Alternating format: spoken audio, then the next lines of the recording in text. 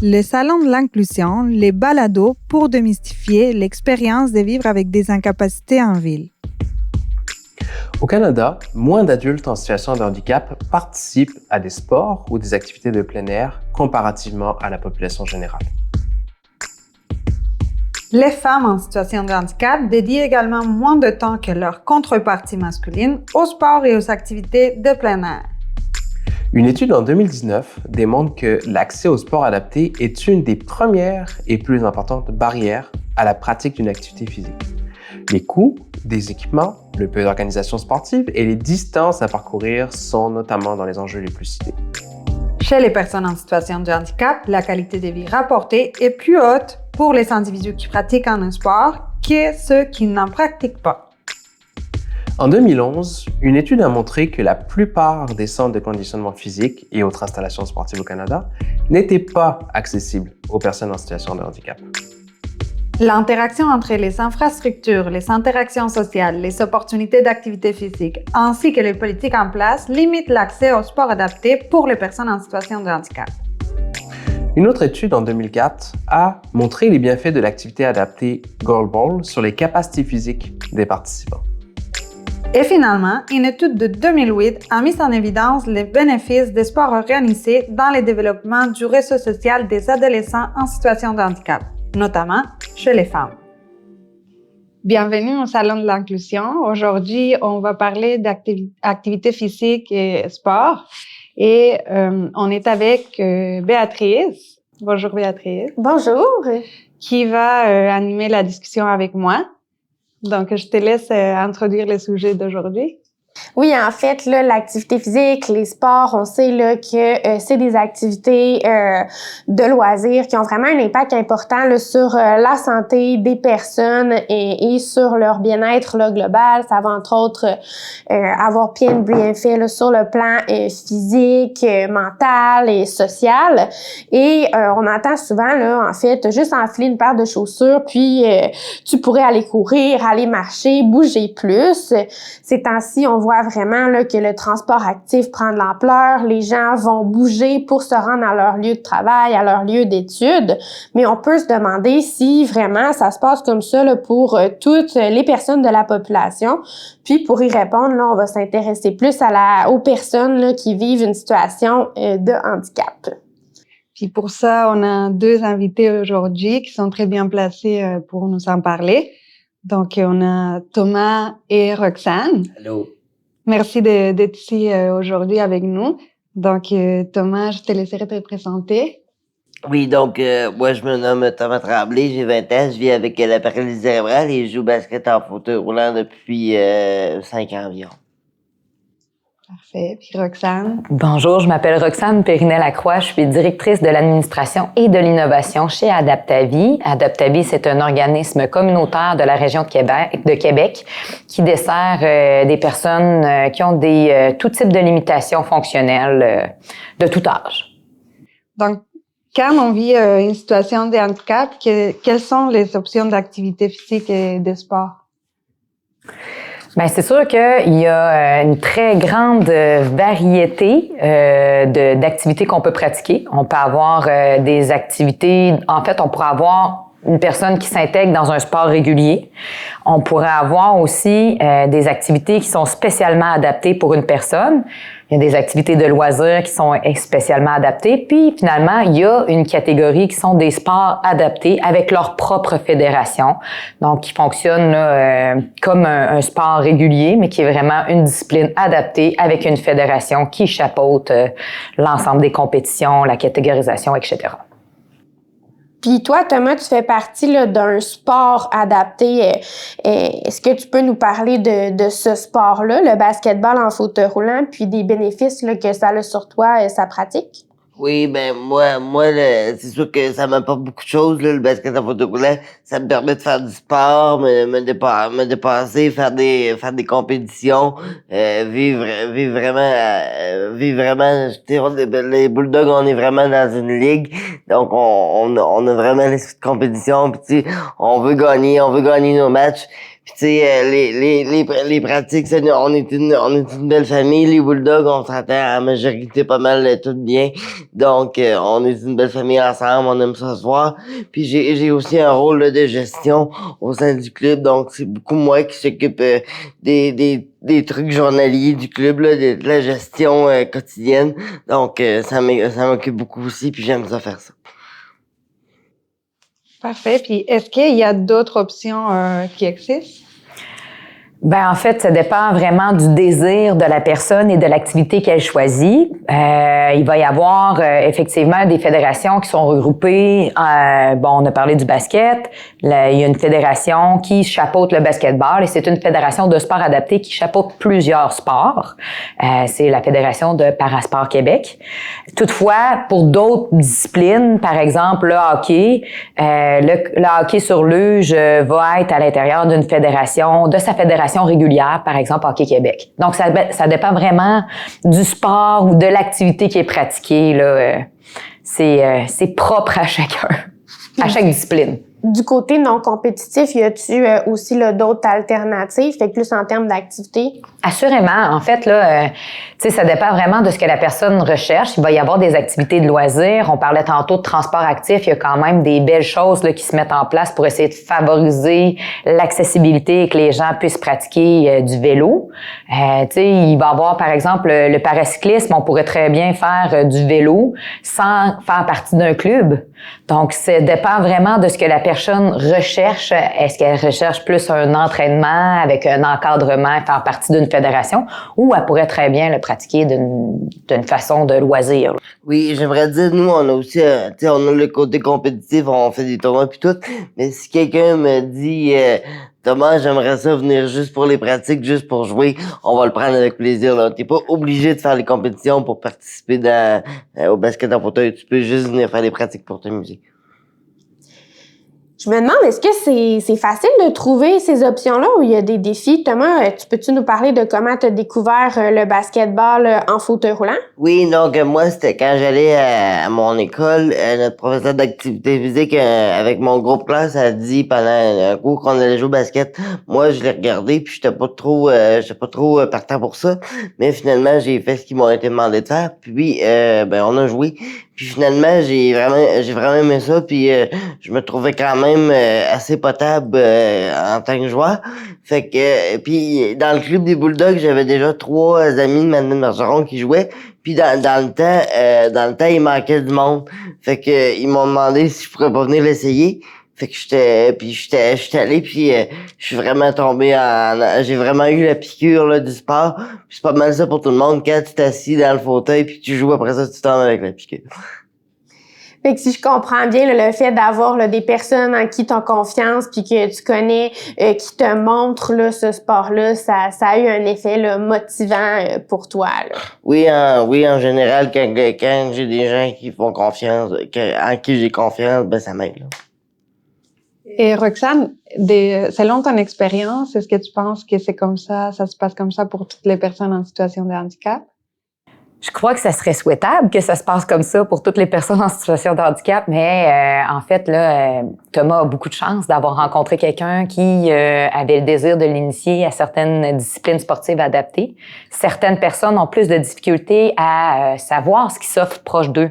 Ils savent pas qu'il y a des sports adaptés justement qui peuvent se pratiquer ou juste des occasions de loisirs, du prêt d'équipement où ils pourraient en fait aller chercher des ressources.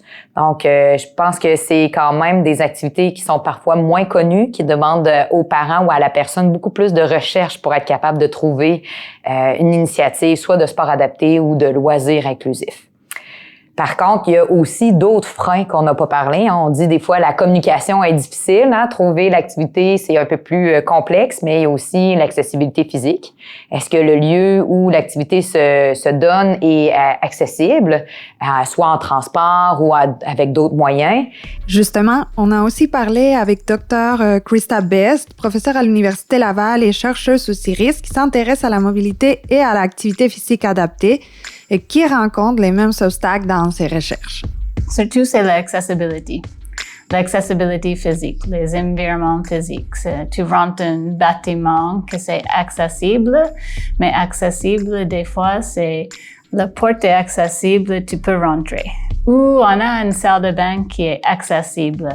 Mais pour faire l'activité, c'est pas bien réfléchi après pour comment c'est accessible pour accès au équipement ou accès au endroit, par exemple, de sortir dans le eau pour une personne qui veut faire le paddleboard adapté.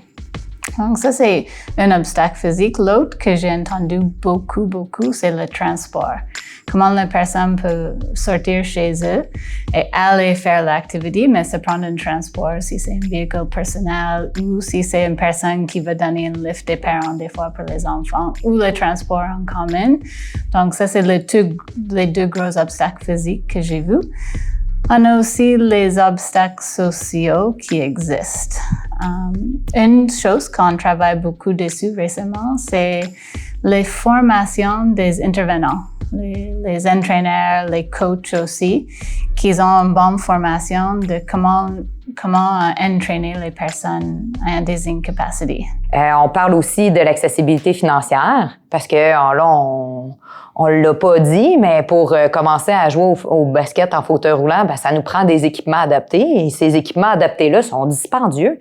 Donc, ça serait dur de dire, ben, sans savoir si j'aime le basket ou non, est-ce que je vais dépenser plusieurs milliers de dollars pour m'acheter un fauteuil de basketball? Donc, même chose aussi, est-ce que ces équipements-là sont disponibles maintenant pour que je puisse essayer?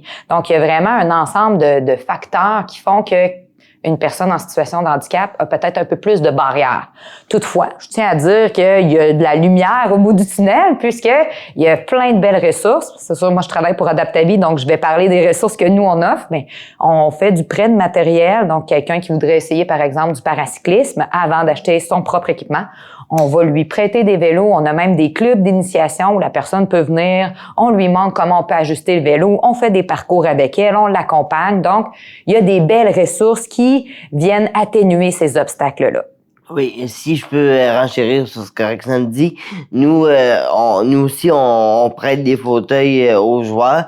Évidemment, il y a des joueurs qui ont acheté leur propre fauteuil, mais c'est sûr là, que pour la majorité du monde, c'est des fauteuils de prêt parce qu'en effet, un fauteuil ça coûte un fauteuil de base seulement, c'est environ 5 000 $. Donc c'est sûr que c'est pas donné. Puis seulement là pour la pratique du sport, nous notre avantage c'est que on charge pas mal moins cher que les autres sports. Donc ça, c'est un avantage que nous, on a. Et Thomas, pour avoir les matériels, l'équipement qu'il te faut, quand tu as commencé à jouer, comment ça se passait? Oui, ben c'est ça, comme je viens de dire, quand je suis arrivé dans le club, ils m'ont prêté un fauteuil, puis ça a été le mien. Puis dans le fond, on prête un fauteuil jusqu'à temps que la personne soit décide d'en acheter un, ou encore qu'elle ne joue plus. Quand le fauteuil est à toi jusqu'à temps que tu quittes le club. Puis on a quand même parlé de certains défis sur le plan physique, sur le plan matériel, financier, mais selon vous, c'est quoi l'ingrédient essentiel pour soutenir une participation satisfaisante là, dans une activité ou un sport là, adapté? Ben moi, je dirais que c'est la qualité de l'expérience de la participation. On a différents sports, il y a des gens qui viennent chercher différentes choses, il y en a qui viennent chercher un sentiment d'appartenance, un tissu social aussi, hein? Il y en a qui vont venir rencontrer des gens qui vivent la même chose qu'eux, ils vont pouvoir échanger, ils se créent un peu une espèce d'espace de mentorat, puis ils vont échanger sur plein de problématiques qu'ils vivent, qui sont conjointes.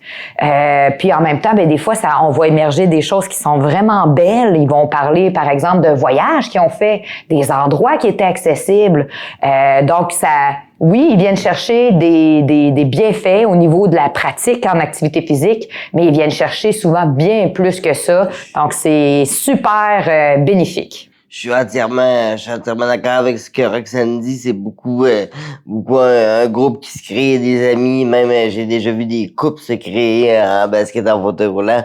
Donc, c'est vraiment une famille qui se crée.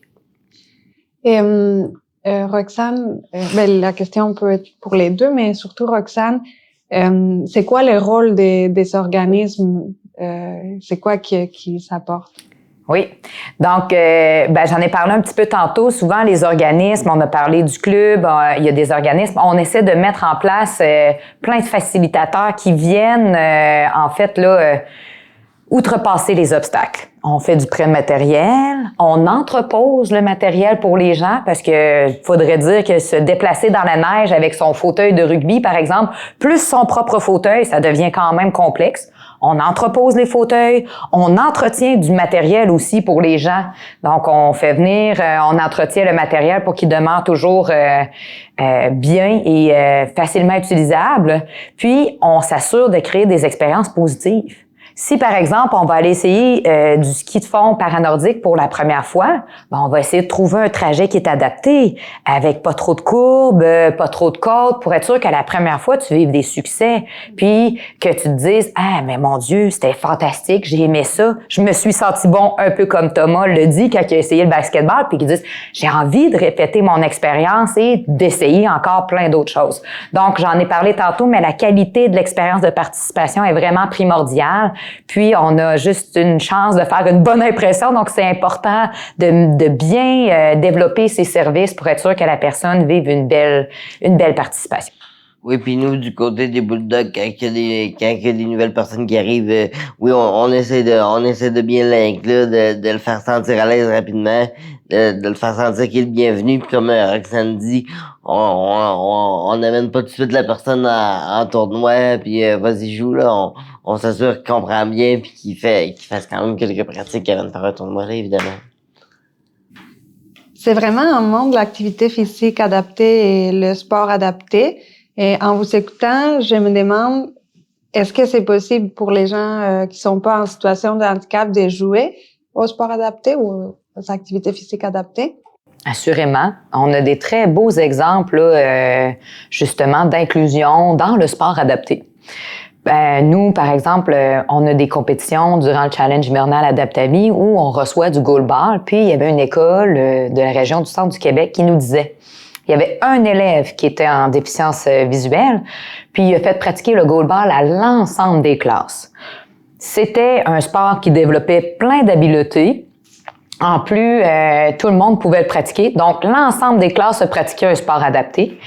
Puis après, cette personne-là, quand elle est allée pour faire des compétitions, pour faire une compétition officielle, ça prend une personne avec une déficience visuelle qui peut être accompagnée par 2 personnes qui n'ont aucune limitation. Cet enfant-là qui avait une déficience visuelle s'était rendu la rockstar de ses cours d'éducation physique parce que tout le monde voulait être jumelé à lui. De cette façon-là, il pouvait participer et faire des compétitions. Donc, on s'est servi d'un sport adapté où tout le monde a pu développer des habiletés. Puis, on s'est servi de cette méthode-là pour aller chercher justement l'inclusion et faire briller les gens dans ce qu'ils ont de plus beau. Peux-tu nous expliquer un peu comment ça fonctionne le goalball? Parce que je pense pas que tout le monde sait c'est quoi. C'est une excellente précision. Oui, le goalball, c'est un sport qui se pratique sur une longueur de gymnase avec des grands buts larges à chaque extrémité. Il y a 3 joueurs de chaque côté. Puis tout le monde doit jouer avec un loup qui obstrue complètement la vision. Puis ça se joue avec un très grand ballon qui a des clochettes à l'intérieur. Donc l'équipe doit faire parvenir le ballon de l'autre côté du gymnase et les joueurs de l'équipe adverse doivent essayer d'intercepter le ballon en se couchant sur le côté. Donc, c'est vraiment un très beau sport. Puis, on doit utiliser beaucoup le sens de l'audition pour être capable de se repérer. On a également des repères tactiles au sol pour savoir ma ligne de tir au but, elle est où. Est-ce que tous les joueurs voient pas du tout? En fait, là, on doit avoir une déficience visuelle. Donc, il y a des gens qui ont quand même un certain résiduel de vision. C'est assez large. Il y a des gens qui ont vraiment quand même, qui pourraient faire de la dégénérescence maculaire. Donc, c'est vraiment un très large type de déficience visuelle. Puis, c'est ça. Donc, mais des personnes qui ont aucune limitation pourraient venir pratiquer, peuvent même compétitionner à un certain niveau, mais il doit y avoir une personne qui a réellement une déficience visuelle là, à l'intérieur de l'équipe de 3. Fait que si je comprends bien, quand tu n'as pas de déficience visuelle, c'est juste qu'on te cache les yeux exact. Avec un masque. Tout le monde est au même niveau parce que même si on a une petite vision, on doit jouer avec un loup aussi.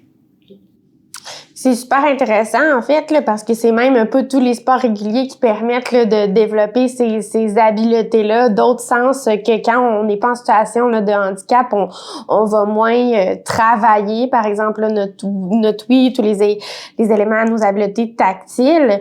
Et Thomas, je me demande, du côté du basketball, est-ce que c'est possible aussi pour les gens qui sont pas en situation de handicap d'essayer l'activité? Oui, les personnes non handicapées peuvent jouer au basket en fauteuil roulant. Ils ont même un apport très important.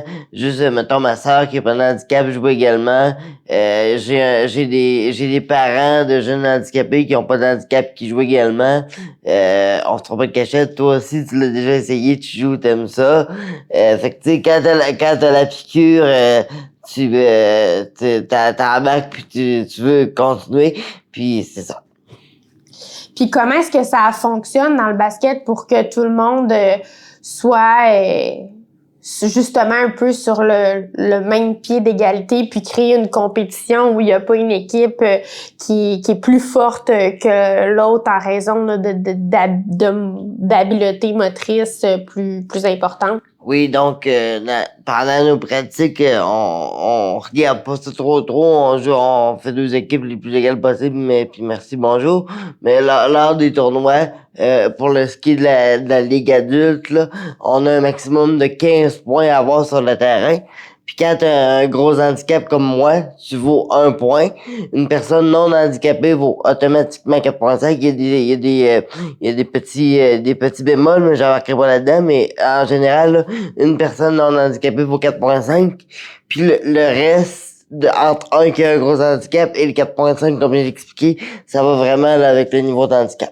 Donc, c'est vraiment une évaluation là, qui est faite sur la base de la capacité de la personne à se mobiliser. Donc, vraiment sa capacité à bouger ses bras, par exemple, fléchir son tronc, qui fait en sorte qu'on lui donne un chiffre. Oui, c'est ça. Notre classificatrice, elle regarde vraiment les habiletés. Là. Elle regarde pas le talent, elle regarde vraiment les habiletés pour définir la cote. Ben, c'est intéressant, ça fait 2 équipes égales et ça permet de jouer avec une compétition qui est plus équilibrée. Et la classification, est-ce que ça se passe au niveau de la fédération? Oui, donc on a une classificatrice qui vient nous voir à l'occasion lors des tournois. Elle regarde les matchs, puis elle peut classifier là, les joueurs selon ce qu'elle a vu, ou elle peut faire mettons que ça fait 4-5 ans qu'elle t'a pas classifié, ben elle peut te reclassifier au besoin. C'est super intéressant. Je me demande si vous aviez à convaincre des personnes qui vivent pas une situation de handicap d'essayer un sport adapté. Qu'est-ce que vous leur diriez que ça peut leur apporter? Ben moi je dirais tu sais j'essaie toujours de tu sais quand je demande tu viendras l'essayer, tu sais ça permet de te mettre dans la peau de quelqu'un qui est en fauteuil, puis ça te permet d'essayer un sport un peu hors du commun. Puis tu sais souvent comme je disais tantôt, les gens qui arrivent, ils ont la piqûre puis ils veulent en revenir. Oui, puis c'est ça. Ça permet de rencontrer une variété de gens. Moi, j'apprécie beaucoup tout ce qui est fait en termes d'inclusion. Donc, je pense que ça permet des échanges, ça permet de mieux comprendre les réalités de l'autre, puis ça bâtit des communautés super inclusives. Donc, on vient découvrir un sport, on vient découvrir une communauté, on se fait des nouveaux amis, donc on devient beaucoup plus sensible, puis ça bâtit effectivement des communautés beaucoup plus inclusives là, par la suite. Donc, tout le monde gagne à faire des sports vice-versa, des sports inclusifs ou des sports adaptés. Là, c'est gagnant-gagnant. En lien avec ce genre d'initiative inclusive, Dr. Best nous a parlé d'un nouveau programme du RLPH qui rassemble justement des personnes avec et sans incapacité autour d'une activité physique commune. Et Tandem Active, c'est une plateforme digitale où tu peux aller mettre ton profil et chercher une activité ou sélectionner une activité que tu veux faire. Par exemple, le paddleboard adapté. On a les intervenants, eux, ils sont formés et eux, ils peuvent aller aussi mettre leur profil sur Tandem Active et se faire un match entre les deux. C'est-à-dire que les deux peuvent juste aller sortir comme amis pour comme faire un programme. C'est pas une programmation stricte comme les programmes offerts par un organisme, mais c'est moi et toi, par exemple. Tu peux te mettre, je peux me mettre, et après on peut sortir à 6 heures ce soir d'aller faire le paddleboard.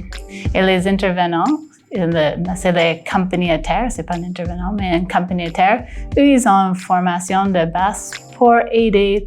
Peut-être c'est juste pour faire un transfert sur le paddleboard. Ou peut-être c'est juste apporter le paddleboard à la mise à eau. Puis quand on parle de communauté plus inclusive, je trouve que c'est assez gagnant pour l'avenir. Donc, c'est quoi votre rêve là, pour le futur de l'activité physique et du sport adapté, autant pour les personnes qui vivent une situation de handicap que les personnes qui en vivent pas? Oui, donc moi, ce que j'aimerais, on sait que les Jeux olympiques sont beaucoup diffusés à la télévision, mais j'aimerais qu'il y ait une place plus grande donnée à la diffusion des Paralympiques. Ça donnerait beaucoup plus de visibilité.